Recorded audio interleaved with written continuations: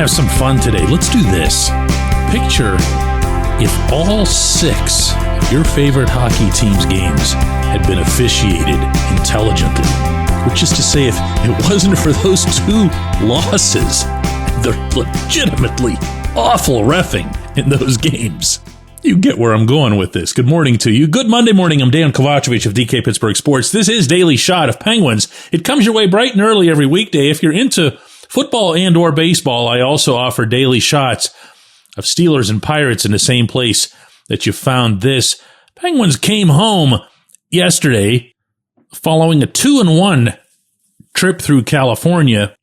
Quality wins, I thought, over both the Kings and the Sharks to end it, and then that mind-blowing loss to the Ducks in which Anaheim was handed every power play, even though the Penguins statistically, measurably dominated 5-on-5 play. But overall, they're 4-2, which in terms of points percentage is tied for 8th best in the entire league. What's more, all 4 of those wins have come in regulation, which, as we all know, counts a whole heck of a lot more when you get to playoff time. And yeah, I can talk about that. They don't have to. You don't have to. I told you before the season started, I was going to focus on this franchise's development and maturity based on the simplest available metric. And that's, did they make the playoffs or did they not? Because if they make the playoffs, all kinds of things would have had to go right with the development, with the youth, with the new coach, and hardly to be omitted here, with Sidney Crosby. It's the grand catch-all. And I get that it's not going to be something that sends anybody inside, probably not even outside, over the top. It's a 4-2 start. There's 82 total games. Long way to go. I've even kind of been getting that impression from Dan Muse when I'm around him. And well, just listen to what he said to reporters in San Jose, including Taylor Haas, our beat writer at DK Pittsburgh Sports. This was the other night. I think probably big takeaway is just the way we stuck with it, in these tight games, especially after the first one. It's a close game in Anaheim, and we don't like the results.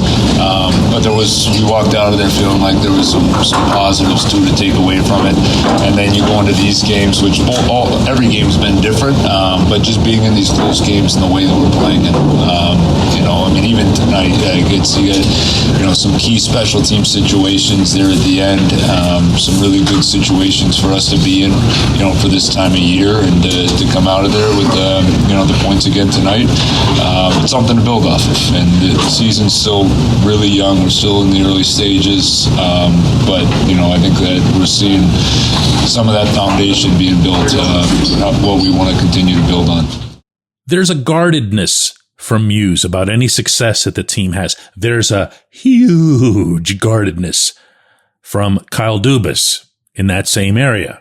And I understand that. These guys, they've spent an entire summer talking to each other about what they want to see most over the course of this season. And they, unlike me, are viewing it through a whole prism of advanced everything, of individual progress, of schematic progress. And they have every right to not consider the Penguins to be the 8th best team in the league, as the standings show you right now. So they're tempering that, and they're tempering it in part because they know that they're not about to go spend any future capital toward building up this roster. They do have $13 million in cap space that they can't carry over, so they should spend that, and I really don't understand why they haven't, but they're not going to be giving out, young players or prospects or whatever would be required to bring in some mega heavy hitters that are going to get them into the playoffs for a year. But overall, even if you set aside wins and losses and lousy refereeing, you'll see that the Penguins have kind of been okay. They have 18 goals through 6 games, an obvious 3.0 average that's got them 15th in the league, just a little bit above the median. They've given up 2.5 goals, which ranks 9th, And it might be worth pointing out that 6 of the 15 goals that they've given up came in that home loss to the Rangers that the one referee swung violently into New York's favor. They're only averaging 26.0 shots on goal per game. That's 24th in the league. You'd like to see that number get a lot higher. And I say that not just because of the math, but also because when I think back to how well the Penguins played against the Rangers in their first meeting in the opener at the Garden, I think about how relentless they were in getting pucks onto Igor Shesterkin. It looked like something that could and should become more a part of their identity. They're also allowing more shots than they should. 29.5 is the game average. That's 19th in the league. And between the disparity there, the 19th in the league with that and 8th or 9th rather in goals allowed, that tells you that Tristan Jarry and Artur Shilovs both deserve some credit for this early stretch. Here's another one that I don't like. The Penguins' Corsi for percentage, and that's the advanced analytical term for what percentage of the shots attempted on the rink. They don't have to make it on goal. It's more of a possession thing. Belong to your team versus the other team. The Penguins are actually underwater on that figure. They're at 47.72 with 50 being the obvious medium. That's not great. The power play's been good. The penalty killing's been kind of good. But regardless, you never want to over-rely on your special teams. You want to be solid at 5-on-5, and the Penguins haven't been where they'd want to be. But I'll borrow this from Muse. This is part of a foundation, and this is a really nice half-dozen game start to that foundation, especially considering it is the start. And as Sidney Crosby said to me at the Garden after that opener, we can do better. And they still haven't done better than they did in that game. They showed, in California, real resilience.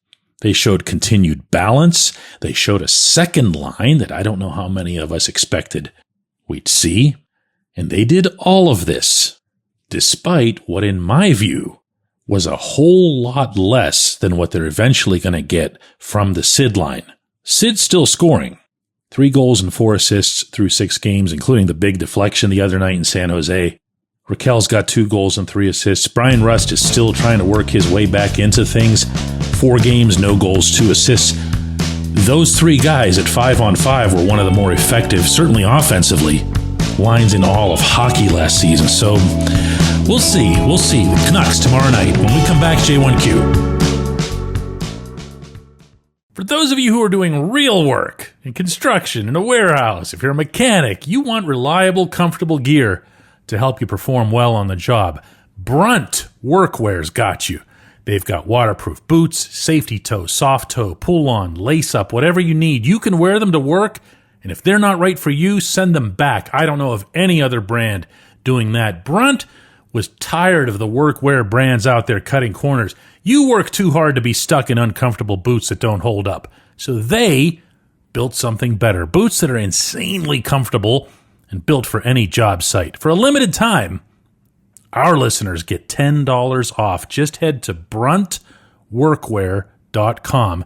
Use the code DK Sports and you're good to go. After you order, they'll ask you where you heard about Brunt. Do us a favor here at DK Pittsburgh Sports and tell them it was from this show.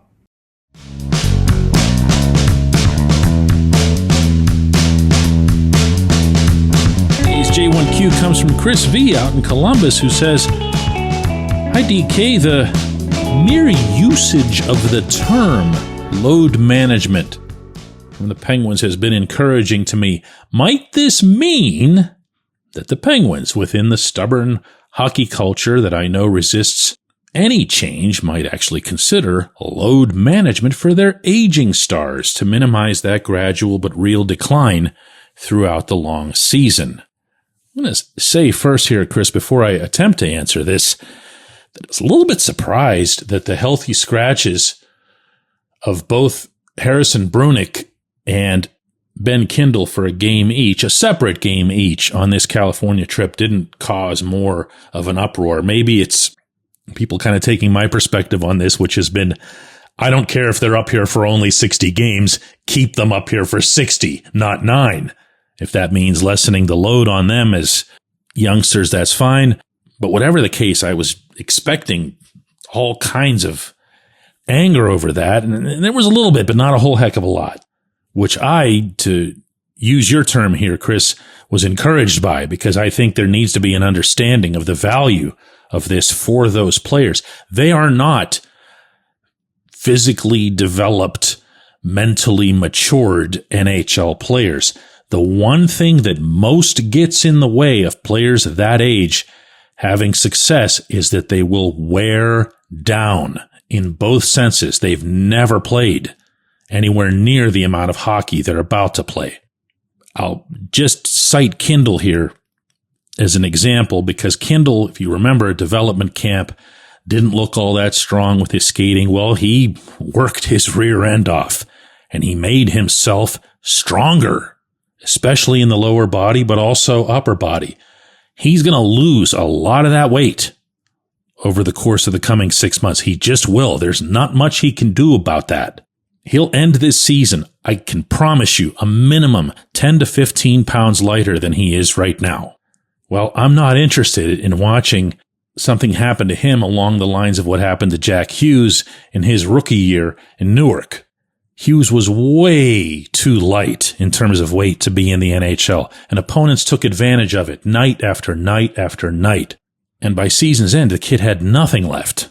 So yeah, I'm good with this. If these games end up becoming something super important by the time we get to March and April, rethink as necessary. But this is a good time to do that. Now, to your actual question, would they consider it for the older guys?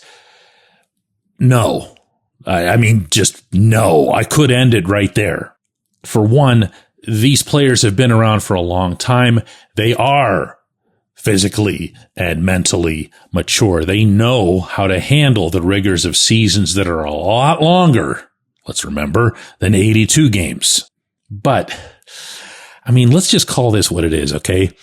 You'd be offending them in ways that the younger players can't even fathom. You'd be essentially putting out a public statement. Hey, this living legend that you're watching, and you want to, let's really talk about it. Let's say that it's Sid. This literal generational talent who's good for a point a game for 2 straight decades and just broke Wayne Gretzky's record on that front. He's just crumbling before our eyes. We need him to rest. We also don't care about his individual records, the people that he's chasing on the various all-time lists. You could even throw some of that into Evgeny Malkin and Chris Letang. So, no, I don't see it. I do think that the closest you'd come to something like that would be, let's say there's an injury. And I think we saw some of this last year with both Sid and Gino, all in different ways. With Sid, he was hurt, you'll recall, with a couple of games left before the Four Nations tournament. Now, I was covering the team on that trip. It was through New York and Philadelphia, and I was watching Sid skate, and I could tell he wasn't 100%, but I also know, and everybody would know, that if the thing he'd be skipping was Game 7 of the playoffs, that he would have found a way to suit up, even if that meant shooting up. Well, that wasn't this, and Sid was just about to go into this super high-octane international competition. Common sense prevailed, and he wasn't used in those 2 games, went on to excel and win it all for Canada. Gino, later in the year, had his knee issue, and the team had fallen out of any sort of playoff contention despite a nice little spurt there for a while, and he wasn't brought back until he was really, really ready to be brought back. Why? To protect him. If you want to call that load management of some kind, I know it's not. This is originally an NBA term and an NBA concept where coaches and management took some of their guys and decided they didn't want to waste them in all these regular season games when they were clinching spots left and right with or without them. So they would sit them in road games so as not to tick off their home fans. And you've seen some of that work its way into baseball. It obviously doesn't apply in football at all with so few games. But no, my answer to you, Chris, is no. I do not believe you'll see that with this group. of older players? I appreciate the question. I appreciate everybody listening to Daily Shot of Penguins. We'll be back with another one of these tomorrow.